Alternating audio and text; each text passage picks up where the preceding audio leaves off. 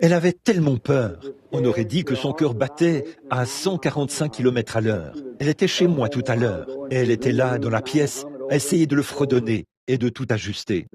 Et là, ça me rappelle, frère Mort, quand son petit garçon lui avait dit qu'il voulait prêcher. Il avait environ 7 ou 8 ans, et il n'arrêtait pas de dire « Papa, je veux prêcher ». Alors, un soir, devant l'assemblée, M. Mort a dit « Eh bien, mes amis, a-t-il dit, David, assis ici, il était assis là, comme un vieux membre du clergé, vous savez, la tête bien haute. Il a dit, il veut prêcher un peu ce soir. Alors, il est allé en vitesse sur l'estrade. Il a sauté de sa chaise et monté en vitesse, vous savez, et s'est arrêté. Il se disait qu'il allait faire fureur. Puis, il a regardé d'un côté et de l'autre. Il a dit, ça ne va pas marcher. Et il est retourné s'asseoir. J'ai vu bien des fois où je me disais que ça ne marcherait pas. Mais simplement, mais c'était très bien. Leur mère avait l'habitude de chanter pour nous, Mabel et Meda. J'aimerais les entendre chanter de nouveau un de ces jours. Pas vous? J'aimerais vraiment les entendre chanter. Peut-être allons-nous leur demander de chanter ensemble dimanche soir prochain et chanter pour moi le cantique qu'elles avaient chanté lorsque je quittais l'église. Vous souvenez-vous quand c'était ce que c'était? Le sable sur le rivage de la Galilée a été lavé. Un étranger et aussi, ils viendront de l'Est et de l'Ouest. Voyons un peu. À la fête du roi, manger à sa table. Je pense que ce sont les paroles. J'aimerais entendre ces cantiques. Combien aimeraient les entendre? Peut-être dimanche soir prochain, si nous sommes là. Aimeriez-vous cela? Eh bien, certainement. Ma belle, es-tu ici? Est-elle ici, Doc? Elle monte. Et Meda est là au fond. Alors, elles travailleront cela un peu ensemble. En effet, les filles vont les quitter au bout d'un certain temps, n'est-ce pas? C'est vrai. Il leur faut travailler cela un peu maintenant et commencer la semaine prochaine. Ce soir, quand je venais, il y a quelques instants, ma famille était déjà partie et j'étais seul avec le Seigneur pour prier un peu. Je suis passé en voiture devant le tabernacle et j'ai vu les voitures alignées là dehors. Vous savez, ça me rappelle de vieux souvenirs d'il y a longtemps, de l'époque où nous nous rassemblions ici et nous avions de grands services. Nous étions là jusqu'à 2 ou 3 heures du matin. Les gens restaient simplement là, tous ensemble. Vous savez, beaucoup de ces vieux de la vieille sont là, dans la tombe, aujourd'hui. Je veux dire, leur corps. Mais ils sont dans la gloire. Et les générations se succèdent. Les plus jeunes grandissent. Bientôt, nous serons partis. L'autre génération va. Les autres, les jeunes, prendront notre place. Donc, il est de notre devoir, n'est-ce pas, de vivre chaque jour rien que pour le Seigneur, pour lui seul. Bon, je sais que demain, c'est un jour de travail pour ceux qui doivent sortir pour aller travailler. Donc je vais m'efforcer de vous laisser partir de bonne heure ce soir. Est-ce que le service de baptême ou quelque chose d'autre suivra ceci? Très bien. Maintenant, cette vieille Bible bénie est la carte routière pour du berceau à la tombe et jusqu'au ciel, d'un bout à l'autre. Et nous l'aimons, parce que c'est dans son contenu que nous trouvons le plan du salut qui sauve parfaitement. Or, avant de l'ouvrir, parlons à l'auteur, pendant que nous courbons la tête un instant. Notre Père Céleste, nous te remercions ce soir pour tout ce qui a déjà été fait pendant cette réunion, pour les cantiques et pour tout ce qui a déjà été fait. Et nous sommes reconnaissants ce soir d'être réunis ici, sous le toit de ce petit bâtiment, au nom du Seigneur Jésus, avec cette belle promesse que là où 2 ou 3 sont assemblés en mon nom, je serai au milieu d'eux. Et nous savons que tu es ici. Et nous sommes si heureux de savoir qu'après 1900 ans de prédication de l'Évangile et de l'histoire d'un monde qui évolue, toi, tu restes toujours le même. Les temps changent, les gens changent, les nations changent, les désirs et les attitudes changent, mais tu restes toujours le même. Et nous en sommes si heureux ce soir, Père, car nous sommes heureux de pouvoir lire ta parole, de voir ce que tu étais autrefois et de savoir que nous nous approchons du même Père aimant, indulgent et compréhensif, qui marchait autrefois sur les rives sablonneuses de la Galilée, qui a été crucifié, prenant notre place, et est devenu un pécheur qui est mort à la croix, à notre place, afin de se charger de nos péchés et de les emporter au loin. Et tu as été jeté en enfer. Or le prophète avait dit, « Je n'abandonnerai pas son âme dans le séjour des morts, et je ne permettrai pas que mon sein voie la corruption. Et le troisième jour, tu es ressuscité et est monté au ciel, où tu es assis ce soir, à la droite de la majesté de Dieu, pour intercéder sur la base de notre confession. Et nous avons le droit et le privilège de confesser que notre propriété personnelle, qui a été rachetée par ton sang, tout ce que tu as inclus dans ton plan de rédemption, lorsque tu es mort et as fait l'expiation au calvaire. Et ce soir, Père, nous demandons une bénédiction spéciale pour chaque pèlerin présent sous ce toit ce soir, dans le tabernacle. Nous te prions aussi, Père, pour les hommes et les femmes, les garçons et les filles qui sont en dehors de l'arche ce soir, qui ne te connaissent pas. Nous te prions d'être avec eux et de les attirer à toi ce soir. Et puisse le Saint-Esprit frapper spécialement leur cœur et les attirer à Dieu notre Père. Accorde-le, Seigneur. Bénis chaque église et chaque réunion qui accourt dans le monde entier, aujourd'hui et ce soir. Puissent tous les ministres être inspirés pour prêcher et que le cœur et l'oreille des gens soient circoncis pour entendre et comprendre, afin que Dieu en reçoive la gloire.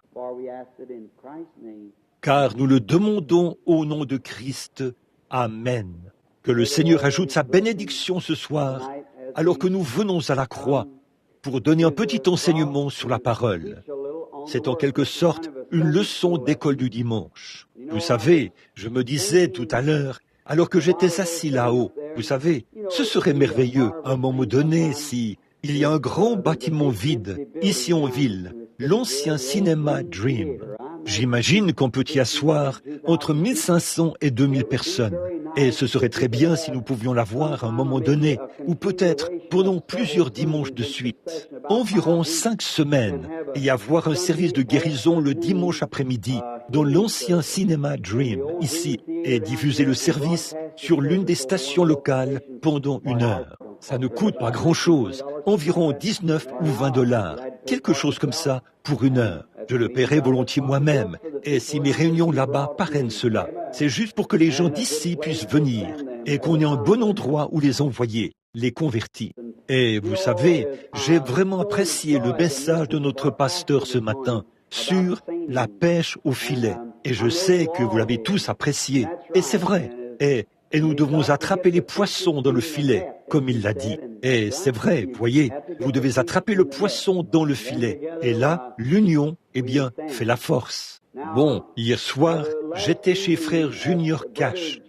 Je crois que c'est comme ça qu'il s'appelle. Nous étions là-bas hier soir pour prêcher chez lui. Et le Seigneur est descendu d'une manière merveilleuse. On a amené une jeune fille. La seule chose que j'ai vue, qui aurait pu être vue naturellement, que vous auriez pu voir de vos yeux là sur l'estrade, c'était une jeune fille de couleur qui venait du sud de l'Indiana, au sud de New Albany ou quelque part, qui avait été impliquée dans un accident. Et elle avait les nerfs de l'oreille et de la voix sectionnés, à tel point qu'elle ne pouvait ni parler ni entendre. Et une veine était coincée quelque part, ce qui avait paralysé son côté. Et la jeune fille, qui était là avec un grand appareil orthopédique, sa mère essayait de l'aider à monter sur l'estrade. Ce n'était qu'une jeune fille, toute jeune. Elle avait probablement 16 ans ou quelque chose comme ça. Et d'une manière ou d'une autre, le Saint-Esprit a semblé placer l'Afrique juste devant moi. Et j'ai regardé cela.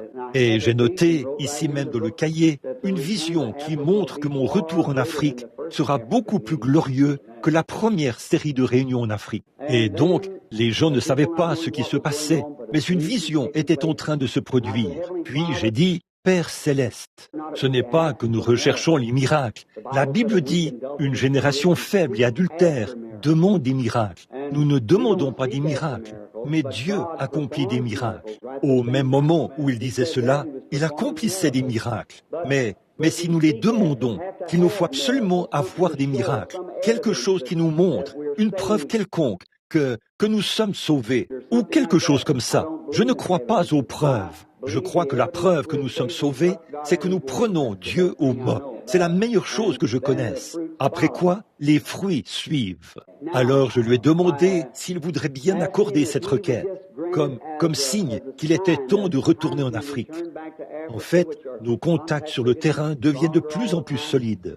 Et lorsque nous avons prié pour cette jeune fille, elle pouvait parler, entendre et bouger. C'était tout simplement merveilleux de voir ce que notre Seigneur était capable de faire. Et donc, nous en sommes heureux ce soir, heureux de savoir que ce beau foyer, où qu'il se trouve, est très heureux ce soir de voir cette jeune fille. Comment cela s'est-il produit alors que les nerfs étaient complètement sectionnés? Vous voyez, il n'y avait aucun moyen. Non, rien du tout. Ils étaient complètement sectionnés et coincés. Le nerf de la langue ou des cordes vocales et le nerf auditif. En fait, ils sont tous les deux reliés par le même nerf. Mais ce nerf avait été sectionné lors de l'accident. Mais Dieu, d'une manière ou d'une autre, combien t'es là et ont entendu la jeune fille parler? Voyons un peu. C'est vrai, elle était capable de parler, d'entendre et de s'exprimer. Je lui parlais comme ceci. J'ai dit, « M'entends-tu » Elle a dit, « Oui. » « Tu m'entends toujours » J'ai dit, « Dis, maman ». Elle a dit, « Maman ». J'ai dit, « Dis, Jésus ». Elle a dit, « Jésus ». Et elle a continué à parler. Alors le Seigneur est merveilleux, n'est-ce pas? Il est plein de miséricorde. Et comme ça faisait 2 semaines que je n'avais pas fait de service de guérison, cela a donné un nouvel élan à mon cœur, en quelque sorte. Et je me sens prêt pour un autre service. Maintenant, dans le livre des Nombres, j'aime l'Ancien Testament. Et nous allons avoir une leçon ce soir, là, sur le livre des Nombres. Nombres, le chapitre 13 et le verset 30. Nous n'allons lire qu'un seul verset comme texte de base pour commencer. Et donc, voyez-vous, si nous lisons un verset de la Bible, je sais une chose, ma parole faillira parce que je suis un homme. Mais cette parole de Dieu ne faillira jamais parce que c'est la parole de Dieu. Et donc, un verset tiré d'ici donnera un fondement suffisant pour que chaque personne qui vient soit bénie, simplement parce qu'on aura lu la parole. Maintenant, le verset 30.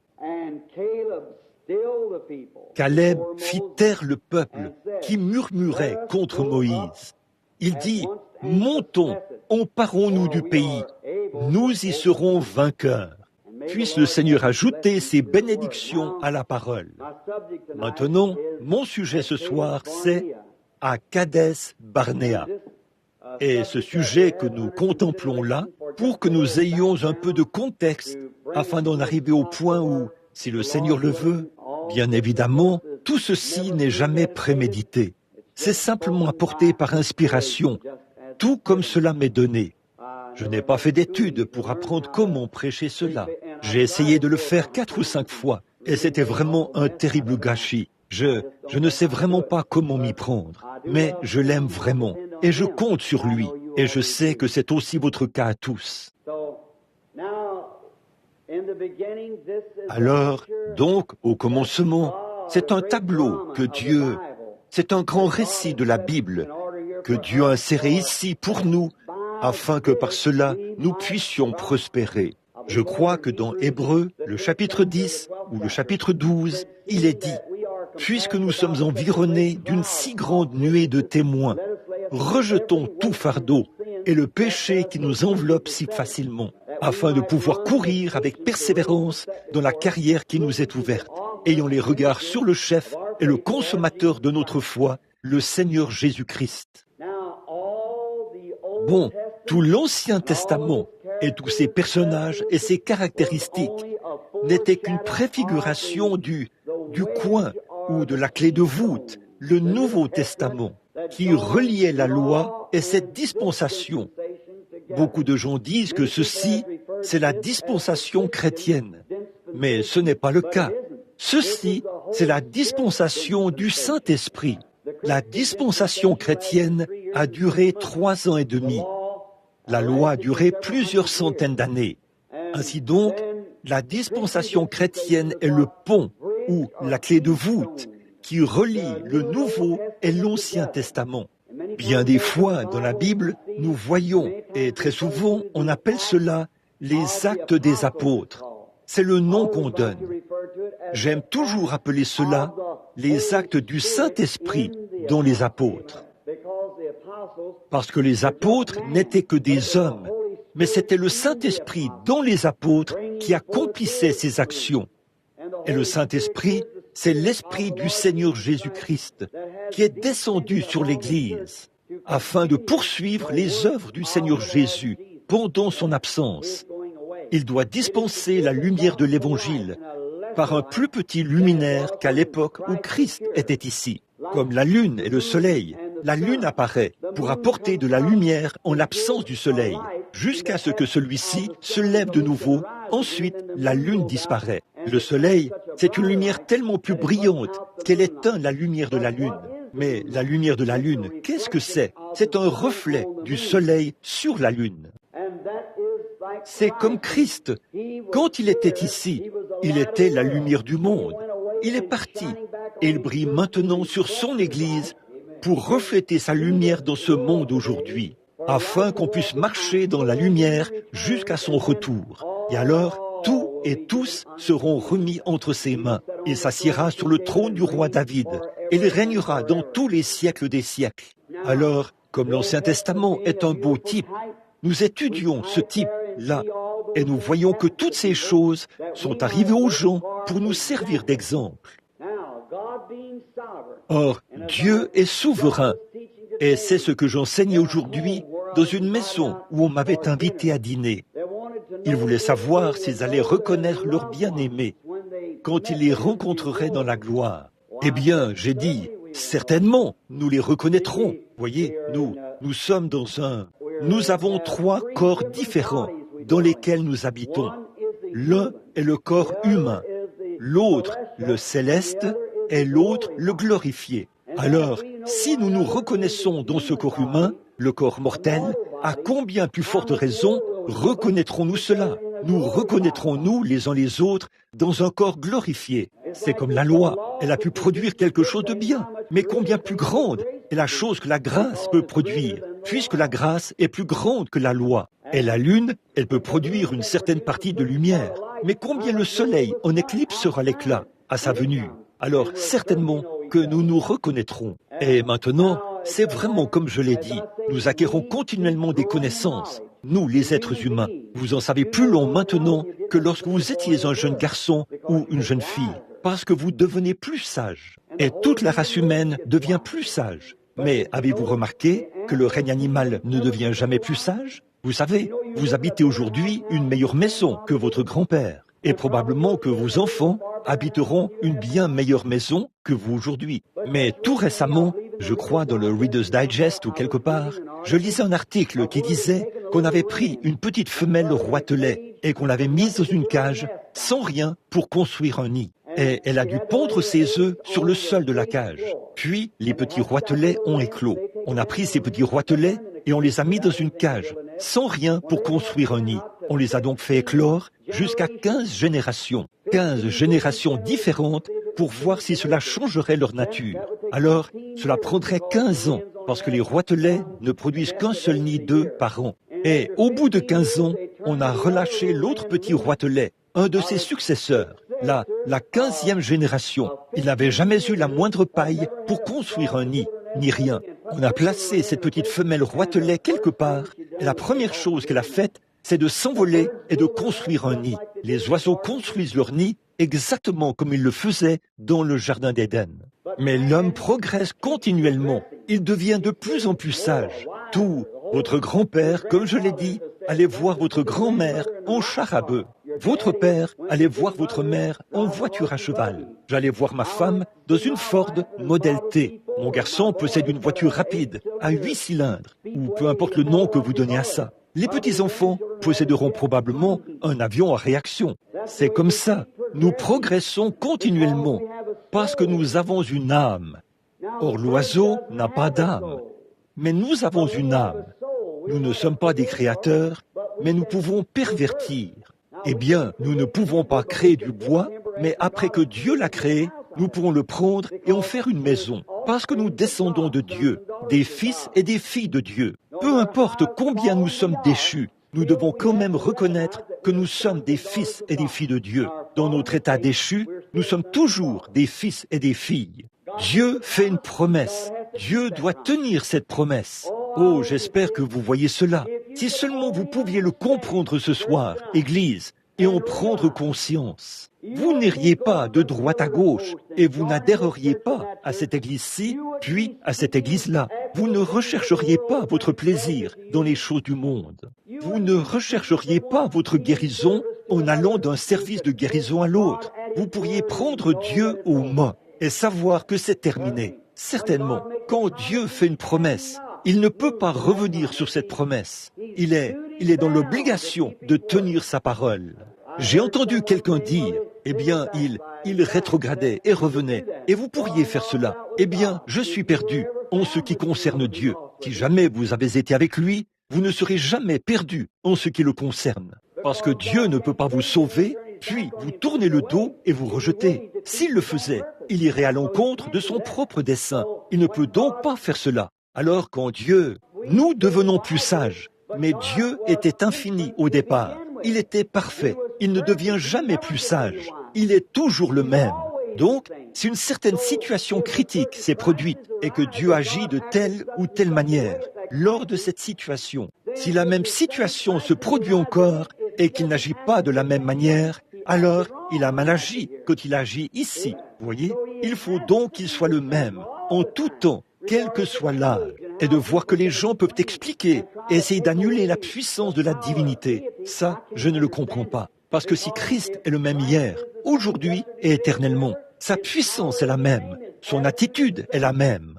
Et ce qu'il était en ce temps-là, il l'est maintenant, et il le sera pour toujours. Ça ne peut rien lui enlever, c'est tout. Et s'il est ressuscité au jour de son pèlerinage terrestre, il a guéri les malades, pour qui les médecins ne pouvaient rien faire, et les a guéris. S'il agit ainsi lors de cette situation critique, et qu'il est le même hier, aujourd'hui et éternellement, il doit agir de la même manière aujourd'hui, sinon il a mal agi envers ceux-là. Voyez, s'il a fait une promesse en ce temps-là, et qu'il devait s'en tenir à cela, il fait une promesse ici, il doit s'en tenir à cela. Forcément, il n'y a rien qui cloche chez Dieu et avec sa promesse. Ce qui cloche, c'est un autre niveau, du fait que nous n'avons pas la foi pour y croire, ou pour le prendre au mot.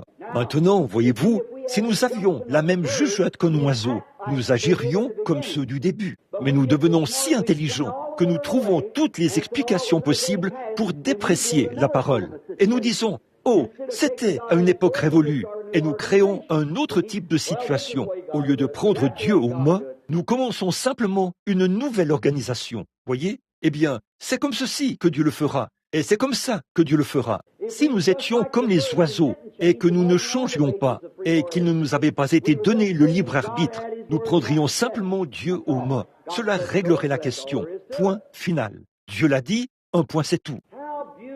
Comme c'est beau de voir que le Dieu vivant et vrai vit encore aujourd'hui. Au milieu de tout ce chaos, Dieu vit et règne encore. Maintenant, ce peuple de l'Alliance, Israël, s'était retrouvé là-bas en Égypte à cause de leur désobéissance et parce qu'ils avaient vendu leur frère Joseph. Ils avaient été emmenés en Égypte et y étaient restés en esclavage pendant 400 ans. Je veux vous faire remarquer qu'ils n'ont jamais perdu leur alliance.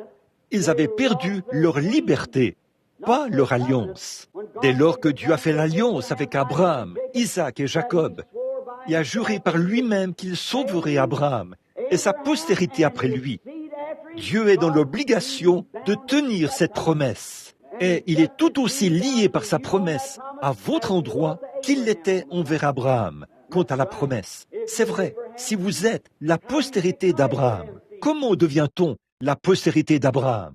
Nous qui sommes morts en Christ, nous devenons la postérité d'Abraham, dit la Bible, et nous sommes héritiers selon la promesse. Alors Dieu est autant lié envers vous qu'il l'était envers Abraham.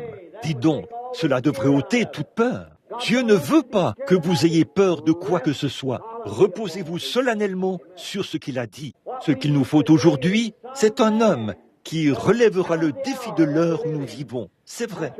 En ce jour où la discorde et tout le reste se sont infiltrés, au nom de la religion et tout, et au nom du salut, de l'évangile, nous avons besoin que quelqu'un soit suscité parmi nous comme Dieu a suscité Moïse pour qu'il remplisse cette fonction à cette époque-là. Oui, ils n'avaient pas perdu leur alliance. Ils avaient perdu leur liberté. Ils étaient esclaves, mais l'alliance demeurait encore. Et un jour, alors qu'ils étaient là à gémir et à pleurer, à cause des oppresseurs de l'Égypte, parce qu'ils étaient devenus des esclaves, je veux que vous remarquiez ce beau tableau.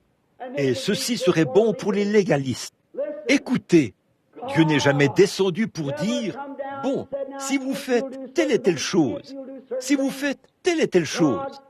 La grâce de Dieu avait pourvu d'un sauveur, Moïse. C'est vrai, Moïse n'était pas arrivé là n'importe comment, mais c'est par sa grâce souveraine que Dieu avait envoyé Moïse. Non seulement un sauveur, mais la grâce avait pourvu d'un libérateur, sans aucune loi ni rien. C'est simplement par sa grâce solennelle que Dieu avait envoyé Moïse pour être un libérateur et un sauveur de la nation, afin de les faire sortir. Quand je pense à cela, alors je me rappelle que le même Dieu qui était avec le peuple de l'Alliance en Égypte est certainement, au vu de toute la pression et de l'indifférence qui accourt dans l'Église ce soir, il enverra, par la grâce de son propre être, un libérateur. Nous sommes tout aussi certains de recevoir une effusion du Saint-Esprit en ces derniers jours, que nous sommes assis dans cette église ce soir. Dieu a agi en faveur du peuple de l'Alliance, sans que ce peuple ait à faire le moindre effort. Mais il a envoyé gratuitement du ciel au peuple de son Alliance un acte de grâce. Sur la base de la souveraineté de sa promesse, il a envoyé Moïse. Et dans la même situation critique, alors que les gens étaient en esclavage et qu'ils subissaient toutes sortes de choses, le joug du péché, de la maladie et des ennuis d'aujourd'hui, il est tout aussi sûr qu'il enverra Jésus-Christ la deuxième fois qu'il a envoyé Moïse la première fois. Quand la situation critique s'est produite, Dieu a agi dans sa grâce souveraine.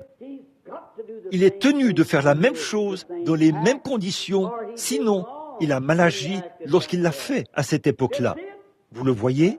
Voici ce à quoi j'essaie d'arriver. Le plus grand péché que je trouve dans l'Église aujourd'hui, c'est l'incrédulité. C'est le seul péché qui soit. Il n'existe pas d'autre péché que l'incrédulité. Là, dehors, quelle partie de cela est la nuit? Quelle partie est noire? Vous ne pourriez pas dire, il fait noir dans cette partie-ci, alors qu'il fait complètement noir, même à partir de mes mains.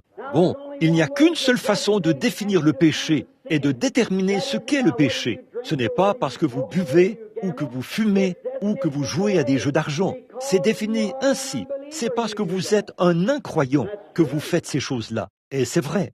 Le fait que vous jouiez aux jeux d'argent, le fait que vous mentiez, le fait que vous voliez, ces choses ne sont pas des péchés. Ce sont les résultats du péché. C'est parce qu'en vous habite un esprit différent.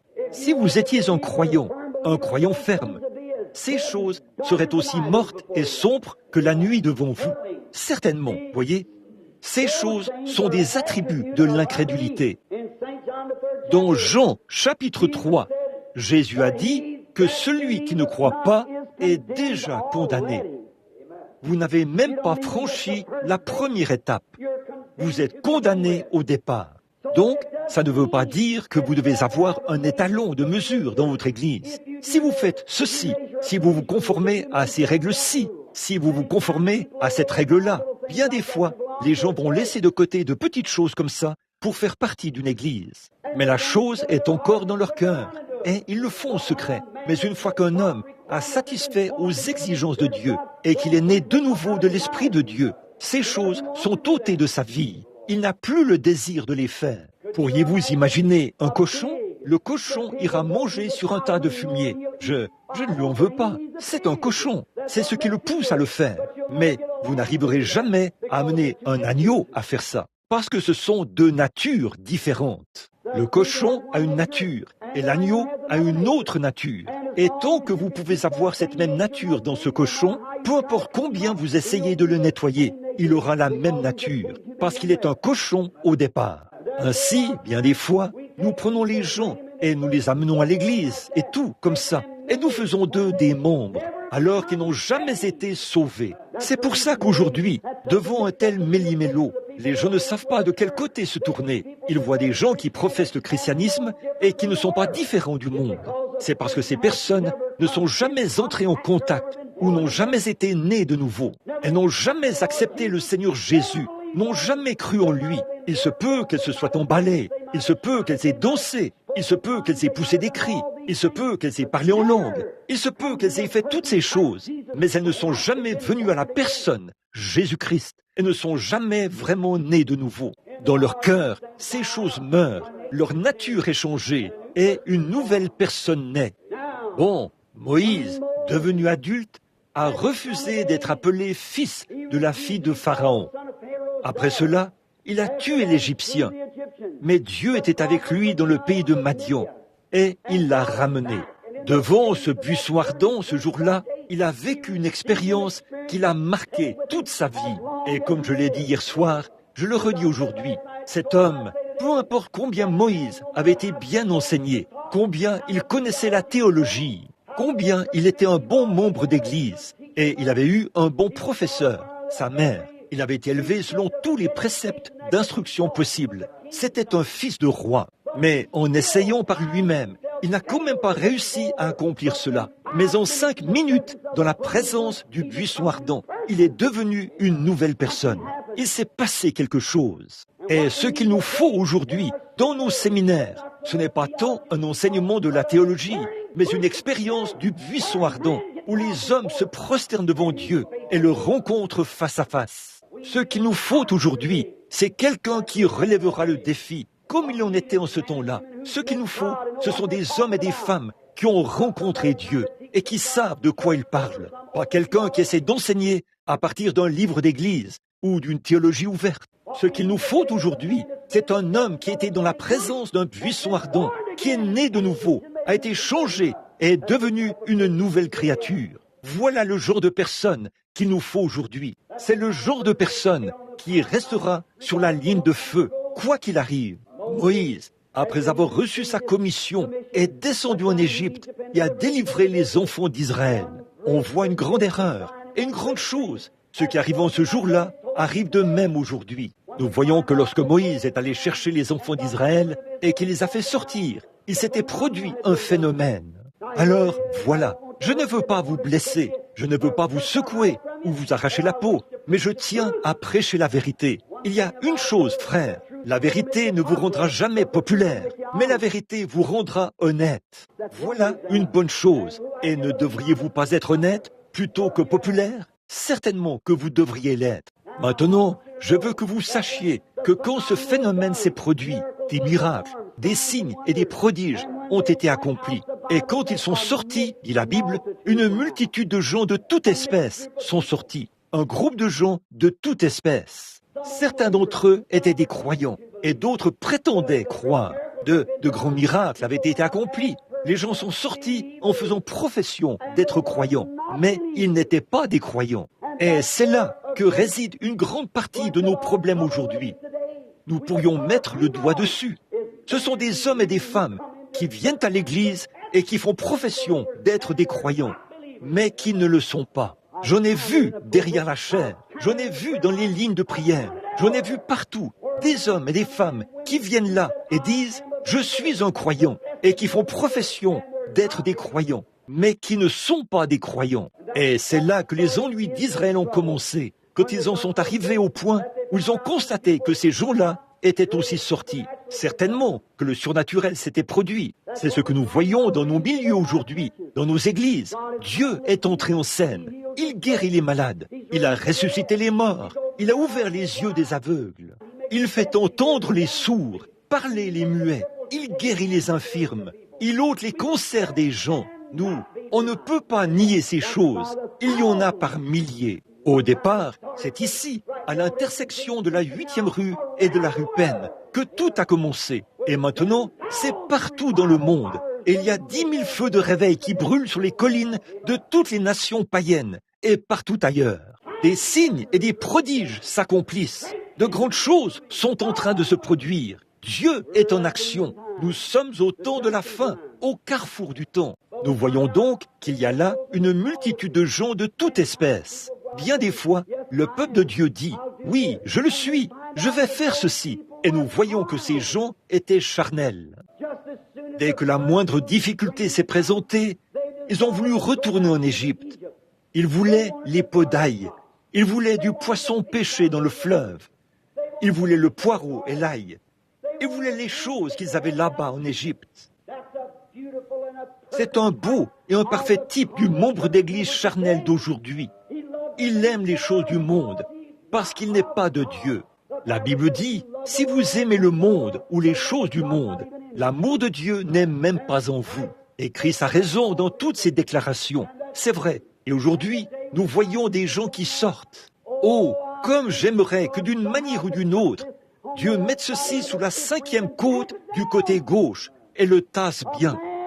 Un homme, peu importe combien il essaye de faire semblant, lorsqu'il fait face à une difficulté, cela fera ressortir ce qu'il y a de mieux et ce qu'il y a de pire en lui face aux difficultés. Prenez un chrétien un moment donné, mettez-le devant une difficulté et regardez sa réaction. Vous verrez de quoi il est fait. Tout le monde peut faire bonne figure. Tout le monde peut louer le Seigneur. Lorsque le Saint-Esprit se répand sur une assemblée de gens, mais que les ennuis surgissent, alors observez ce qui se passe. Observez ce qui arrive à ce moment-là. Alors, êtes-vous en train de tomber? Êtes-vous de cette multitude de gens de toute espèce? Êtes-vous la personne qui ne peut pas, comme on le dit dans le langage de la rue, qui dit « Je ne peux pas le supporter ». C'est ça. Vous ne pouvez pas tenir le coup.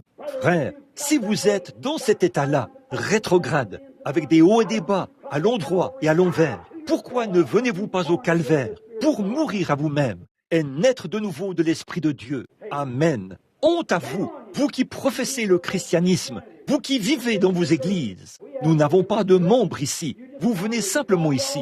Vous faites partie de différentes églises. Mais vous qui faites profession d'être des chrétiens et qui, dehors, menez une vie qui montre que vous ne l'êtes pas, vous êtes un déshonneur pour l'association du Seigneur Jésus-Christ. Amen.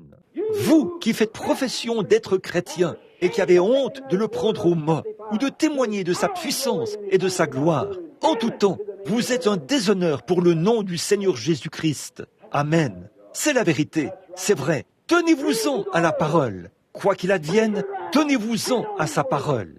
Abraham a dû le faire et il a appelé les choses qui n'étaient point comme elles étaient. Il a cru à Dieu et cela lui était imputé à justice. Ce qu'il nous faut aujourd'hui, c'est qu'on ôte l'os de poulet et qu'on mette une colonne vertébrale dans le christianisme. Voilà, ce qu'il nous faut, ce sont des chrétiens nés de nouveau, des hommes et des femmes, des gens qui, lorsqu'ils voient surgir les ennuis, ils ne se défilent pas, ils ne tombent pas, ils ne se précipitent pas de ce côté-ci, ils n'y ont pas part, mais un homme ou une femme qui prendra position et qui se montrera sous son vrai jour. Même vos amis vous apprécieront davantage si vous faites cela. Quel est l'homme qui n'appréciera pas une femme? Elle aura beau être laide, comme une clôture de boue enduite de crapauds. Elle aura beau être laide au possible, mais qu'elle soit une vraie dame et qu'elle ait assez de noblesse de caractère pour défendre les principes de la moralité féminine. N'importe quel homme qui a un tant soit peu de virilité en lui, il lui tirera son chapeau. Et si l'homme agit ainsi, étant un fils de Dieu déchu, que pensera Dieu lui-même d'un homme qui s'en tient à ses convictions, qui appelle le bien bien et le mal mal? Ce qu'il nous faut aujourd'hui, c'est un bon réveil à l'ancienne mode, comme celui de Saint Paul, et que le Saint-Esprit de la Bible soit de nouveau dans l'Église. On voit tant de cette mollesse, de se laisser aller, qui se font au nom du christianisme. Éliminez tout ça, tant de dénominations, tant de théologie, tant d'instructions. Et je ne cherche pas à soutenir. De toute façon, les gens ne marchent pas de manière aussi boiteuse que l'Église le fait.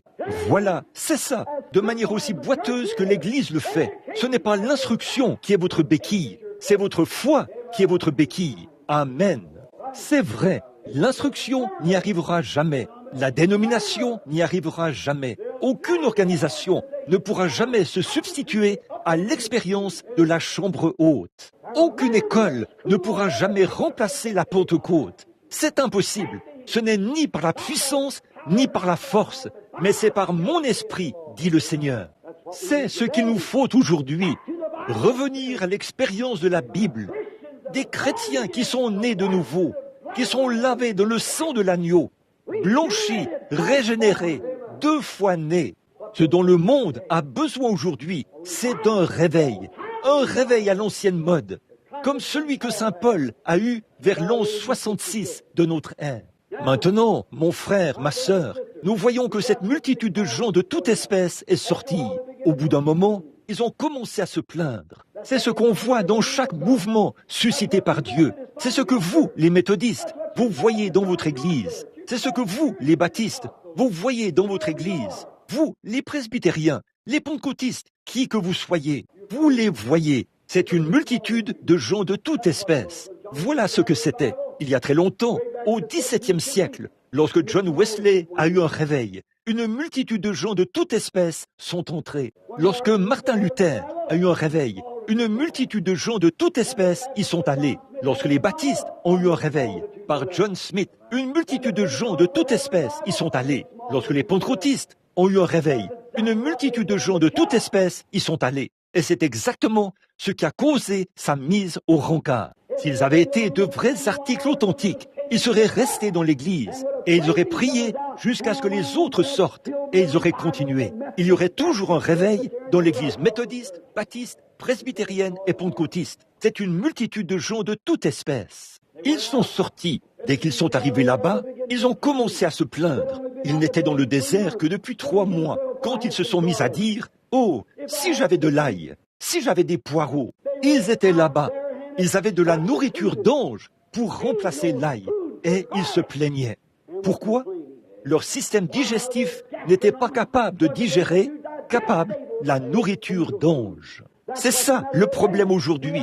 Nous n'avons pas eu de réveil du Saint-Esprit à l'ancienne mode. Et notre tube digestif spirituel n'est pas capable de digérer un bon vieux réveil à l'ancienne mode du Saint-Esprit par lequel on peut tenir bon. Au contraire, il nous faut une ordonnance du médecin, l'ordonnance du docteur Jésus, qui nous remettra sur pied, certainement. Ils ne tiennent pas bon, ils avancent, ils reculent. À la moindre petite chose qui surgit, ils se plaignent, se disputent, se mettent dans tous leurs états. Ils prennent une église dans laquelle l'une de ces choses éclate, c'est comme un cancer. Ça détruira toute l'église. C'est vrai, nous devrions commencer tout de suite à nous débarrasser de cela. Eh bien, ils n'étaient pas très loin. Bon, réfléchissez un peu à ça. Ils mangeaient de la nourriture d'ange, descendue du ciel, et ils se plaignaient. Ils buvaient des eaux issues d'un rocher frappé, les eaux pures et saintes de la vie, et ils se plaignaient. Ils désiraient l'eau boueuse du Nil.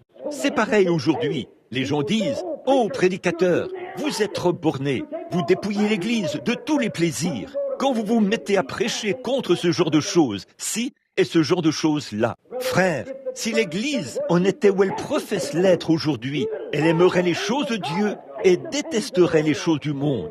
Elle a une multitude de gens de toute espèce. C'est ça le problème aujourd'hui. Une multitude de gens de toute espèce. Des gens qui désirent les choses du monde et qui veulent introduire des futilités dans l'Église. C'est pour ça qu'ils trébuchent et tombent. C'est ce qui empêche d'avoir des réunions de prière. C'est pour ça qu'ils organisent toutes sortes d'associations dans l'Église et qu'ils enlèvent l'autel à la première rangée. Et le seul feu qu'ils ont, c'est au sous-sol. C'est ce qui dit aux prédicateurs de prêcher 15 minutes et de le faire en parlant des chapelets ou des oiseaux rouges ou des choses de ce genre. Mais, je vous le dis, une église du Dieu vivant, née de nouveau, veut entendre l'évangile. Car un homme qui est né de l'Esprit de Dieu, Jésus a dit que l'homme ne vivra pas de pain seulement, mais de toute parole qui sort de la bouche de Dieu. Certainement, des multitudes de gens de toute espèce. Ils sont sortis. Oui, ils avaient quitté leur grande position en Égypte, dont ils se vantant de leurs idées matérialistes, de leurs dispositifs mécaniques, de leur science médicale, de ce qu'ils réalisaient avec leurs dispositifs mécaniques. Ils se vantaient de leur position. Ils avaient abandonné toutes ces choses pour faire route avec le grand médecin et ils se plaignaient toujours. N'est-ce pas exactement comme la multitude de gens de toute espèce d'aujourd'hui? Et tout à coup, ils sont arrivés à un endroit appelé Kadès Barnéa. Kadès Barnéa, c'est le tribunal. C'était le tribunal du monde. Le vrai nom de cet endroit, sa signification, c'était une très grande source qui bouillonnait près de ce tas de palmiers qui se trouvait dans le désert. où il y avait de petites cabanes qu'on appelait une ville, le lieu d'habitation du peuple d'une nation ou d'une petite poignée de personnes. Et partout là-bas, les toutes petites sources qui bouillonnaient partout étaient alimentées par cette seule grande source. Quelle belle image de l'Église, là-bas, dans le désert, où tout devait venir à Kadès pour s'approvisionner en eau. Tout devait venir à Kadès pour s'approvisionner en eau. Et donc, c'est la seule grande source qui alimentait l'autre source. C'est un type du ciel. C'est un type du tribunal de Dieu, puisque le jugement commence par la maison de Dieu. Et là où cette grande source alimentait les autres petites sources qui prenaient leur point de départ. Cela signifie que le ciel étant le tribunal de Christ, toutes les églises donnent la vie, l'eau dans le tribunal, là où les gens vont à l'église pour être jugés. Le problème aujourd'hui, c'est que les gens viennent à l'église et on leur passe la main dans le dos et tout. Et ça, parce qu'ils mettent de l'argent dans le plateau à offrande, parce qu'ils sont devenus diacres, parce qu'ils occupent une fonction ou une autre dans l'église. Ou alors, parce qu'ils peuvent se balader à bord d'une meilleure voiture, ou porter de meilleurs vêtements, ou quelque chose comme ça. On vous respecte et on vous passe la main dans le dos. Frères, ce qu'il nous faut aujourd'hui, ce sont des prédicateurs à l'ancienne mode, qui appelleront les choses par leur nom. Noir, c'est noir, et blanc, c'est blanc. Comme Jean-Baptiste, lorsqu'il est sorti du désert de Judée, il n'était pas très bien habillé. Il était enveloppé d'une peau de mouton, avec une ceinture de cuir, un tissu de poils de chameau attaché autour de lui. Et il est arrivé là, en prêchant la repentance. Et quand Hérode a pris la femme de son frère Philippe, et qu'il l'avait épousée, il est allé là-bas à la réunion. Je peux m'imaginer le diacre qui dit « Ne prêche surtout pas sur le mariage et le divorce ce soir, parce qu'il y a un grand homme parmi nous ce soir. Ne fais surtout pas ça. » Pouvez-vous imaginer qu'un homme qui a reçu le Saint-Esprit dans le sein de sa mère puisse fermer les yeux sur un péché, quel qu'il soit? Jean-Baptiste avait reçu le Saint-Esprit 3 mois avant sa naissance. Il était mort dans le sein de sa mère. Quand le nom de Jésus a été prononcé pour la première fois, il a sauté et bondi dans le sein de sa mère. Pouvez-vous imaginer qu'un homme qui a reçu l'Esprit, le baptême du Saint-Esprit, 3 mois avant sa naissance, puisse faire des compromis avec les choses du monde? Il s'est avancé tout droit vers lui a mis son doigt au nez et a dit « Il ne t'est pas permis de l'avoir pour femme ». C'est ça. Cela lui a coûté la tête. Mais il est immortel ce soir dans l'autre monde, parmi les rachetés. Amen. Ce n'est pas populaire, mais c'est la vérité. Amen. Remarquez, n'ayez pas peur quand je dis Amen. Ça signifie qu'il en soit ainsi. Oui, c'est vrai. Bon, je sais que je deviens un peu excité de temps en temps. Vous pensez que je suis excité, mais je ne le suis pas. Je sais où j'en suis. Je sais exactement où j'en suis. Je sais de quoi je parle. Je sais de qui je parle. Le Seigneur Jésus-Christ. Remarquez comme c'est beau. Et ils se sont mis à murmurer et à se plaindre. Et ils ont finalement été conduits à Kadès. Et quand ils sont arrivés à Kadès, ce tribunal, au jugement, ils étaient tous rassemblés là. Et il viendra un jour glorieux. Et je crois que ce jour est proche maintenant, où il y aura une séparation entre le bien et le mal. Et je crois que je peux suffisamment prouver, par l'autorité que donne l'Écriture, que la marque de la bête est le sceau de Dieu, ou le peuple de Dieu, vont bientôt se manifester, et que c'est même en train de se manifester maintenant. La marque de la bête, c'est la marque de l'apostasie. La marque de la bête, c'était ceux qui avaient rejeté le bien. On leur perçait l'oreille pour qu'ils demeurent dans l'erreur pour le reste de leur vie. Ceux qui reçoivent le sceau de Dieu, c'est le baptême du Saint-Esprit. Éphésiens 4:30 dit « N'attristez pas le Saint-Esprit de Dieu, par lequel vous avez été scellés jusqu'au jour de votre rédemption. » On en est au point où on ne peut plus supporter la médiocrité. C'est vrai. C'est comme un homme qui essayait d'aller au ciel. Il avait une poignée de billets. Le contrôleur de train lui a posé la question quand il est monté à bord. Il lui a dit « Pourquoi avez-vous autant de billets ?» L'un des billets était un billet des méthodistes, l'autre des baptistes, l'autre de la science chrétienne, l'autre des adventistes du 7e jour, l'autre était toutes les choses. Il lui a dit « Pourquoi avez-vous tous ces billets ?» Il a dit « Eh bien, je vais vous le dire, monsieur. » Il a dit « L'un disait sans cesse que ceci est vrai, et cela est vrai. Alors, je les ai tous essayés. » Il a dit « Je me suis dit que j'apporterais le billet de chacun d'eux. » Et il a été condamné. Frère, il n'y a qu'un seul moyen d'aller au ciel. C'est par Jésus-Christ, en étant né de nouveau du Saint-Esprit. Si un homme ne naît de nouveau, il n'entrera point dans le royaume. a dit notre Seigneur Jésus-Christ. Amen. Quel jour que celui où nous vivons, mon ami. Quel temps que celui où nous vivons. Quel changement. Quelle secousse. Dieu a toujours confirmé son Église. Dieu le fera toujours. Je ne dis pas qu'ils viendront tous au Branham Tabernacle. Je ne dis pas qu'ils iront tous à Wall Street. Je ne dis pas qu'ils iront tous à l'église chrétienne ou n'importe quelle autre église. Ce que je dis, c'est que dans chaque église, Dieu a ses membres. Il a les membres de son corps qui sont nés de nouveau. Et ce sont eux qui sont fidèles à Dieu. Ce sont eux qui aiment le Seigneur Jésus de tout leur cœur et de toute leur âme. Vous les verrez lire leur Bible dans la réunion de prière. Vous les verrez faire tout ce qu'ils peuvent pour le royaume de Dieu. C'est vrai. Mais la multitude de gens de toute espèce est vraiment imposante, écrasante. Ils essaient de ramener les gens dans les choses du monde. Ce qu'il nous faut aujourd'hui, c'est un autre Kadès Barnéa. C'est vrai, là où commence le jugement. Qu'est-ce qui s'est passé par la suite? Corée s'est levé et a dit, il n'y a pas que Moïse qui soit saint parmi le peuple. Et il a rassemblé un grand groupe de gens. Puis, il s'est présenté là, avec ce grand groupe de gens, et a dit, nous sommes des prophètes, nous sommes ceci, et nous sommes cela. Que s'est-il passé? Dieu a parlé à Moïse et a dit, sépare-toi de lui. Puis il a ouvert la terre et les a engloutis. Ça a été la fin de ces ronchonneurs et la fin de ces gens qui avaient suivi Corée. Que s'est-il passé ensuite? Dieu a dit, il a dit à Moïse, envoie des espions pour explorer le pays où nous allons, celui que je t'ai promis. Si Dieu leur avait dit que c'était un bon pays, si Dieu avait fait toutes ses promesses, cela aurait dû satisfaire n'importe qui, puisque c'est Dieu qui l'avait dit. Bon, à tous les coups, nous allons crier « Gloire au Seigneur » à ça. Mes frères, c'est le même Dieu qui leur a fait ces promesses, qui nous fait toutes ces promesses qu'il leur a faites. Pourquoi en doutons-nous? Qu'essayez-vous de dire, frère Branham?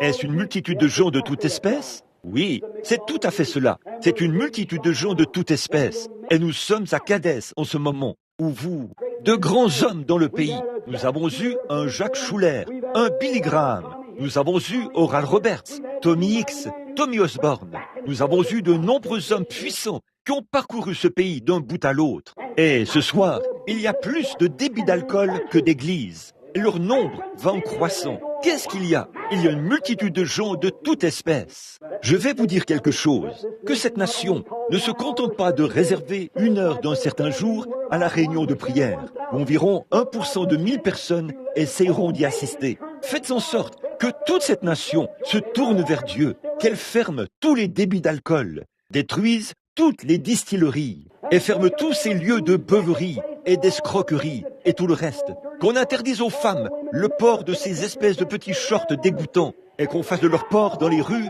une infraction passible d'une peine de prison. Qu'on nettoie les foyers, les maisons et l'église et qu'on mette des prédicateurs derrière la chaire au lieu d'une sorte de conférencier. Cela déclenchera un réveil à l'ancienne mode où les hommes et les femmes invoqueront Dieu. Nous aurons un réveil qui balayera le pays et ce sera la meilleure défense que nous ayons jamais eue. C'est la seule chose au monde qui arrêtera la bombe atomique. Vous avez un abri anti-aérien sous son aile. Amen. C'est vrai. Remarquez, Kadès Barnéa est entré en scène. C'est là que le jugement devait avoir lieu. Moïse a choisi 12 hommes, un de chaque tribu, et il les a envoyés explorer le pays. Quand ils sont revenus, j'aimerais que vous remarquiez le genre de rapport. Oh, ont-ils dit, c'est un beau pays. Oh, c'est un pays excellent. Il y coule le lait, le miel. Mais, on dit 10 d'entre eux, nous ne pouvons pas nous en emparer. Nous ne pouvons pas nous en emparer. Oh, ont-ils dit, nous avons rencontré les Amoréens, les Madianites et les Cananéens et tous ces gens. Voyons, nous étions comme des sauterelles auprès d'eux. Ce sont des hommes de très grande taille. Et leurs villes sont toutes fortifiées. Et il n'y a aucun moyen pour nous d'y entrer. Oh, nos cœurs défaillent au-dedans de nous. Nous ne pouvons pas nous en emparer. Et le peuple, par un vote populaire, a accepté ce rapport. Mais il y avait là 2 personnes, l'un nommé Caleb et l'autre nommé Josué, qui avaient ramené une grappe de raisin qu'il fallait 2 hommes pour porter. Caleb a dit, « Tranquillisez-vous devant le prophète, tranquillisez-vous !»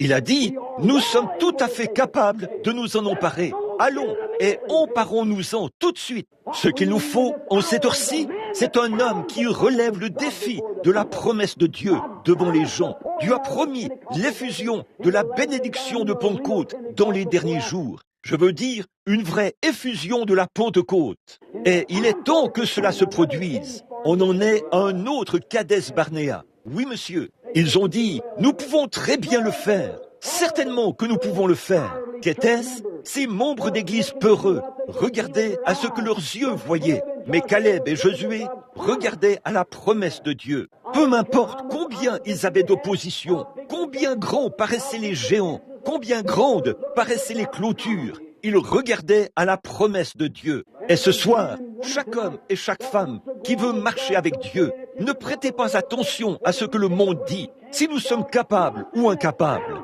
Dieu l'a promis et c'est réglé. Dieu l'a dit. J'aime ça. Une fois que Dieu l'a dit, ça règle la question pour toujours. Je vous le dis ce soir, nous avons eu beaucoup de prétextes fallacieux. Nous avons eu beaucoup de croyances artificielles. Nous avons vu beaucoup de choses qui sont sorties pour se donner au spectacle. Certainement, le diable vous présente toujours ses précurseurs, une contrefaçon pour effrayer les gens. Nous avons connu une fausse Pentecôte. Nous avons connu une fausse pluie. Nous avons connu un faux ceci et cela. Mais malgré tout ça, un authentique baptême du Saint-Esprit existe. Une authentique bénédiction de Pentecôte existe encore. Une authentique guérison divine existe. Un esprit authentique existe. Un peuple authentique existe.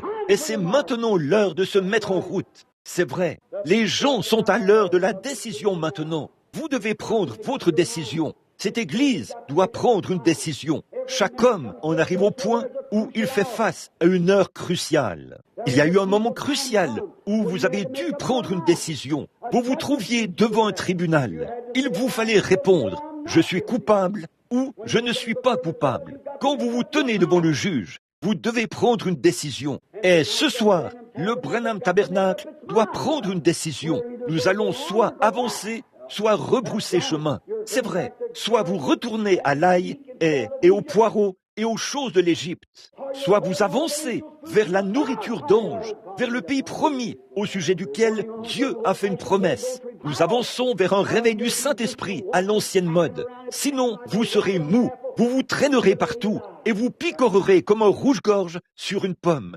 jusqu'au jour de votre mort. Vous devez prendre votre décision. Vous ne pouvez pas continuer comme ça. Pourquoi clochez-vous des deux côtés, a dit Élie. Si Dieu est Dieu, servez-le. S'il n'est pas Dieu, alors ne le servez pas. Si la véritable expérience de Dieu, c'est ce qui ôte le péché du cœur de l'homme, et non pas le fait d'appartenir à une église, ou d'appartenir à un clan, ou d'appartenir à une organisation, ce contre quoi je n'ai rien à dire. Ces choses sont très bien. Si l'instruction ne produira pas cela, nous l'avons essayé bien des fois et nous en avons obtenu des citernes qui fuient. À un moment donné, quand nous avons eu le conseil des quatre, nous avons pensé que cela mettrait fin à toutes les guerres. Ça n'a pas mis fin aux guerres. Il y avait une fuite dans cela. À un moment donné, nous avons pensé que les programmes pédagogiques sauveraient le monde entier. Nous avons instruit les gens. Et qu'avons-nous obtenu? Une bande d'athées instruits. C'est tout à fait vrai. À un moment donné, nous avons pensé que les associations sauveraient le monde.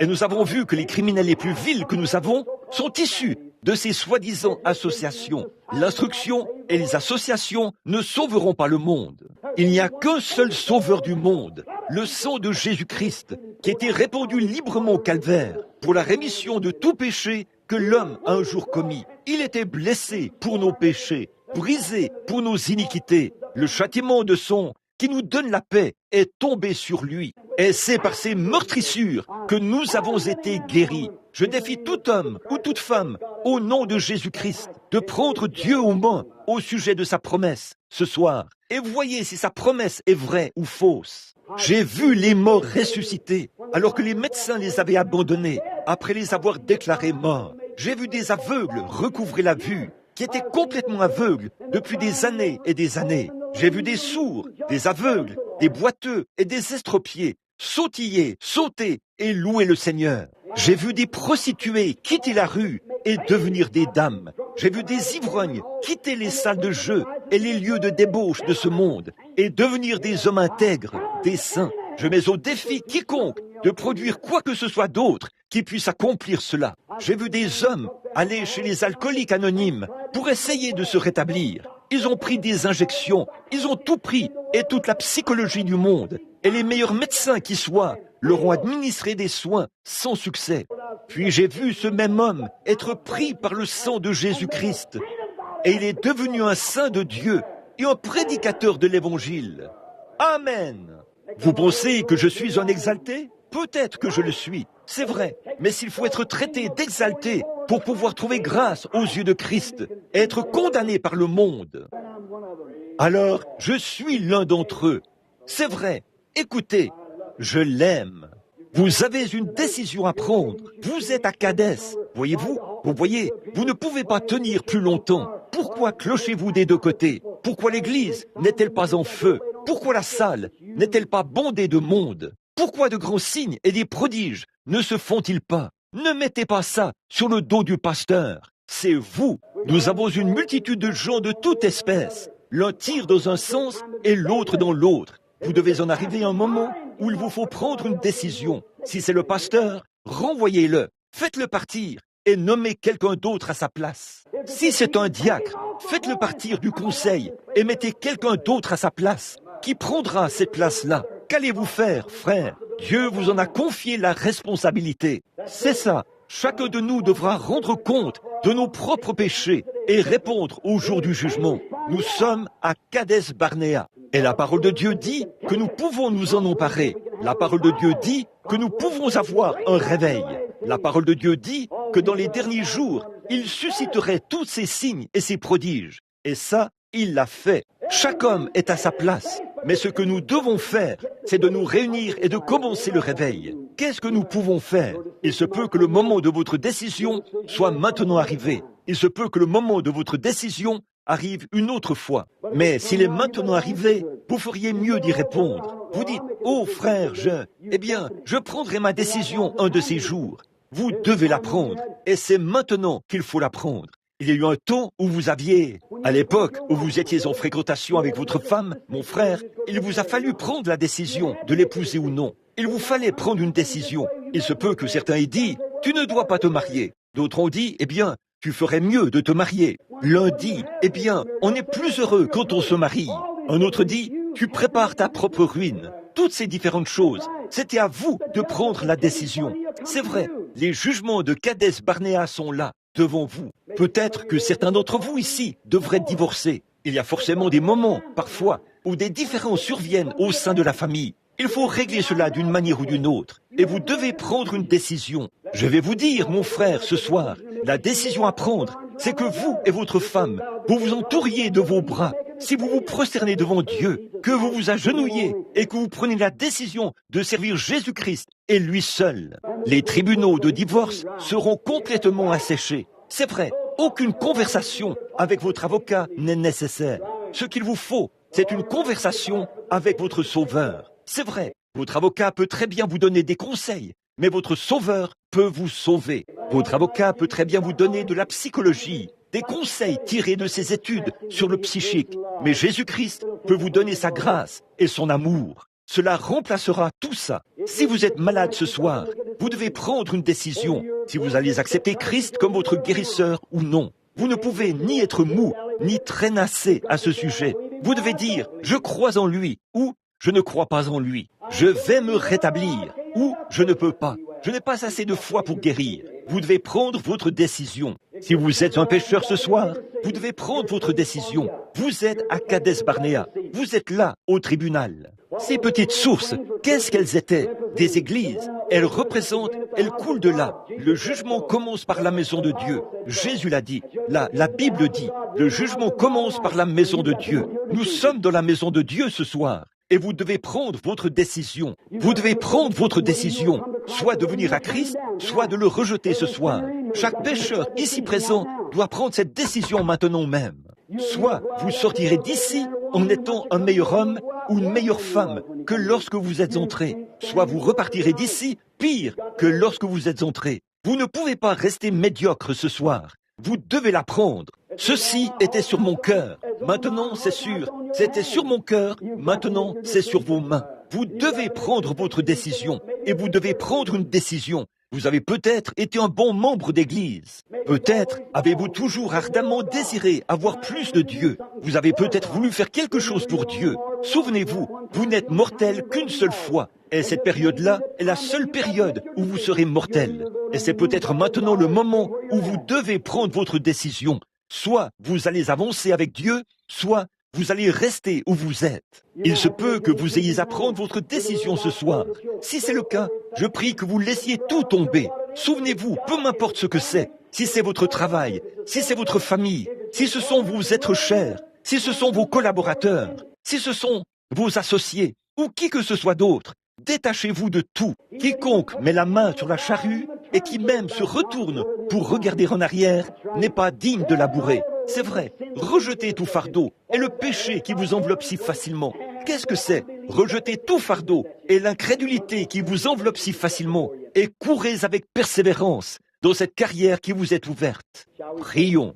Père Céleste, au nom de Jésus-Christ, le Fils de Dieu, je termine ce petit message et je le place dans le cœur des gens. Toi qui connais le cœur de tous les hommes et de toutes les femmes, toi qui connais le cœur de chaque garçon et de chaque fille, tu connais le cœur de chacun, tu connais mon cœur, depuis la chair jusqu'au concierge, Seigneur. Tu connais le cœur de chaque personne, tu sais ce dont nous avons besoin. Nous ne le savons pas. Tout ce que nous savons, c'est que nous savons que nous avons besoin de Jésus. Et, ô Christ de Dieu, pourrais-tu faire une promesse? Non, Seigneur, et ne pas l'accomplir. Tu as dit, là où 2 ou 3 sont assemblés en mon nom, je suis au milieu d'eux. Et s'ils demandent quoi que ce soit en mon nom, je le ferai. Quel défi adressé à notre Église, Seigneur. Quel défi adressé à notre société. Quel défi adressé à nos fidèles ce soir. Ce défi que tu nous as lancé. Si vous manquez de quoi que ce soit, demandez à Dieu, il vous le donnera. Maintenant, je te prie ce soir, cher Père Céleste, de répandre librement le Saint-Esprit, qui les reprendra dans leur conscience et sensibilisera leur cœur quant à leurs besoins, et le mien aussi, Seigneur, alors que nous nous attendons à toi au nom de Christ. Maintenant, alors que nous avons la tête inclinée, la sœur va nous donner la note au piano. Je vais vous poser une question. Ce moment est peut-être celui où vous devez prendre une décision. Combien ici, y a-t-il ici un homme ou une femme, un garçon ou une fille qui n'est pas un chrétien, qui est un pécheur, et vous voulez vous décider pour Jésus-Christ? Vous sentez que quelque chose frappe à votre cœur en ce moment? Voulez-vous lever la main pour confirmer votre décision et dire « Je prends maintenant la décision de servir Christ ». Que Dieu vous bénisse, monsieur. Quelqu'un d'autre? Je prends maintenant ma décision. Que Dieu vous bénisse, mademoiselle. Quelqu'un d'autre? Que Dieu vous bénisse, là, au fond, mademoiselle. Quelqu'un d'autre peut-il prendre sa décision? Je vais maintenant servir Christ. Je suis arrivé au bout. Je suis arrivé au moment critique. C'est maintenant l'heure. Je suis à Kadesh Barnéa. Dieu se tient dans mon cœur. Est-ce que je suis capable de passer de l'autre côté? Puis-je abandonner mon ami? Puis-je abandonner mes fréquentations mondaines? Puis-je franchir la frontière, là-bas, et entrer dans le pays promis, où se trouve la promesse de Dieu? Est-ce que je serai un Caleb? Est-ce que je serai un Josué dans l'histoire du temps? Est-ce que je serai un Caleb ou un Josué dans les livres de Dieu? Ou est-ce que ce soir, je reculerai à cause de mon caractère lâche et peureux et ferai marche arrière? Ô Dieu, ôte cela de chaque homme et de chaque femme et fais qu'ils prennent leurs décisions et qu'ils se décident pour Christ ce soir. Voulez-vous lever la main? Un de plus? Que Dieu vous bénisse. Je vous vois là-bas, au fond. Quelqu'un d'autre? Là, à l'extérieur. Quelqu'un voudrait-il s'avancer vers une des fenêtres et poser sa main sur la fenêtre en disant « Je vais me décider pour Christ. Je suis à Kadesh Barnéa, frère Branham. » Y a-t-il quelqu'un d'autre ici qui voudrait le faire? Y a-t-il un rétrograde qui voudrait dire « Je vais prendre ma décision ce soir. Les voies du transgresseur sont rudes. Je ne servirai plus le monde. À partir de ce soir, je servirai Christ. Je prends maintenant ma décision. Je vais lever la main. J'ai été un pécheur. J'ai été un chrétien, mais j'ai été rétrograde. Et je veux que Dieu soit miséricordieux envers moi. Y a-t-il quelqu'un ici ce soir qui est un chrétien, qui est un homme ou une personne de Dieu, mais vous avez été long à agir. Vous n'avez pas fait ce que Dieu vous a dit de faire. Vous avez eu des hauts et des bas. Vous avez écouté des choses que vous n'auriez pas dû écouter. Vous avez fait des choses que vous n'auriez pas dû faire. Et vous voulez que Dieu vous pardonne. Vous voulez un nouveau départ à partir de ce soir. Alors, vous voudriez vous décider pour Dieu, maintenant même et dire « Je vais le faire ». Voulez-vous lever la main? Que Dieu vous bénisse. Que Dieu vous bénisse. Vous. Oh, c'est bien, très bien. Est-ce que quelqu'un d'autre veut lever la main? Je veux que vous leviez la main. C'est votre décision à l'égard de Dieu. Dieu voit votre main. Vous dites, à quoi cela sert-il? Oh, levez votre main droite vers Dieu une fois et voyez ce que ça fait. Levez la main droite dans un tribunal, puis dites un mensonge sous sermon et voyez ce qui vous arrivera. Vous serez pris en défaut à cause de cela. Levez la main vers Dieu et faites un sermon et voyez si le Saint-Esprit ne se saisira pas de vous à cause de cela. Quand Dieu se tient à la porte de votre cœur, prenez votre décision. Vous êtes à Kadesh Barnéa. Il y a là-bas toutes les bénédictions que Dieu vous a promises. Il y a là-bas un réveil à l'ancienne mode. Il y a là devant vous la joie, la paix, la longanimité, la bonté, la bienveillance, la douceur, la patience. Et vous ne les possédez pas. Elles sont à vous. Dieu vous a promis ces choses. Les voulez-vous? Y a-t-il un foyer qui est sur le point de se briser? Vous vous disputez et vous vous querellez. Et vous savez que vous ne devriez pas le faire. Vous avez honte de la façon dont vous agissez envers votre femme ou envers votre mari. Et ce soir, vous voulez que Dieu, dans sa grâce, vous donne la grâce de vaincre, de passer votre bras autour de lui ou autour d'elle et de dire, mon amour, par la grâce de Dieu, à partir de ce soir, voici notre décision. Je vais vivre pour Dieu. Levez la main. Y a-t-il une famille? Que tout le monde ait la tête inclinée maintenant. Levez simplement la main. Je suis si reconnaissant qu'il n'y en ait pas. Mais s'il y en a une, Dieu sait comment s'occuper de toutes choses. Y a-t-il une personne ici ce soir qui est malade depuis longtemps et peut-être qu'il semble qu'on a prié pour vous, mais vous n'avez pas la foi pour vaincre. Mais maintenant même, alors que vous allez prendre votre décision, Seigneur Dieu, à partir de cette heure même, je vais te servir. Et quand je sortirai d'ici, je vais témoigner de la grâce de Dieu, que c'est par ces meurtrissures que je suis guéri. Et je vais le croire à partir de ce soir. Que Dieu vous bénisse, madame. Que Dieu vous bénisse, monsieur. Que Dieu vous bénisse. Et vous, c'est merveilleux. C'est ça. Je vais prier pour vous dans quelques minutes. Je vais demander à Dieu de vous l'accorder. Je me demande ce soir si l'un de ceux qui ne sont pas des chrétiens aimerait s'avancer à l'autel pour s'agenouiller. L'autel est ouvert à tous. Si vous voulez prier, ouvrir votre cœur à Dieu, l'autel est ouvert à tous. Pour le rétrograde, ou pour le voyageur, ou qui que ce soit d'autre, l'autel est ouvert à tous. Vous êtes les bienvenus. Vous êtes à Kadès. Le jugement est en cours. Dieu se tient là, les bras ouverts. Il est prêt. Des personnes malades qui voudraient se lever pour confesser publiquement qu'elles ont maintenant accepté Christ comme leur guérisseur et dire, à partir de ce soir, je croirai Dieu et qu'on prie pour eux. Si vous voulez le faire, nous vous invitons à vous lever. Très bien. 3 d'entre vous sont debout. Restez debout si vous le voulez bien. Maintenant, Père Céleste, pendant qu'ils sont debout, c'est le Saint-Esprit qui a parlé. Je te prie, Père Céleste, que ta miséricorde soit accordée à cet homme, aux deux, et à cette femme, et à cet autre homme qui vient de se lever. Ô Dieu éternel, par les meurtrissures du Seigneur Jésus-Christ, ils ont été guéris. Ô Dieu, tu as fait descendre cela, tu as rendu cela réel aux yeux des gens. Et je prie, Seigneur, tu as dit, nul ne peut venir à moi si mon Père ne l'attire. Maintenant, le Saint-Esprit leur a parlé. Rien d'autre ne peut être fait. Ils ont pris la décision de t'accepter ce soir comme leur guérisseur. Et ils repartent de ce tabernacle en croyant qu'ils seront en bonne santé et bien portants. Seigneur, cela ne peut pas plus faillir que Dieu ne peut faillir. Nous sommes conscients qu'aucun homme ne vaut plus que sa parole. Et ce soir, ils croient et ils ont accepté. Puissent-ils recevoir cela, Seigneur, alors que je fais pour eux cette prière de la foi au nom de Christ. Amen. Vous pouvez vous asseoir. Que Dieu vous bénisse. Croyez cela de tout votre cœur. Vos ennuis sont terminés. Combien l'aime et voudrait marcher vers Sion avec lui. Faites voir votre main. C'est merveilleux. Peu importe l'église dont vous faites partie. Très bien. Levons-nous maintenant pendant que nous chantons « Revêt-toi du nom de Jésus ». Très bien, sœur. Si vous voulez bien nous donner. Maintenant, tournez-vous et serrez la main à quelqu'un près de vous. Tendez le bras et serrez-vous la main.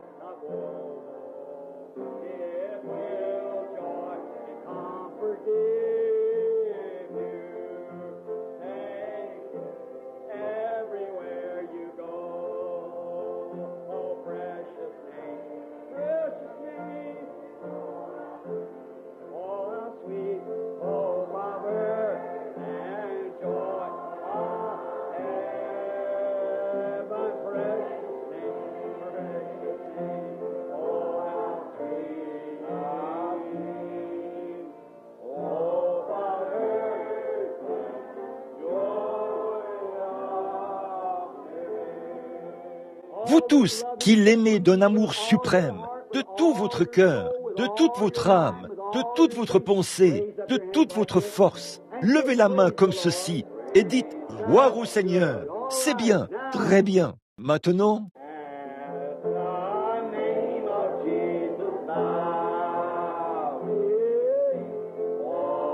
Falling prostrate at his feet,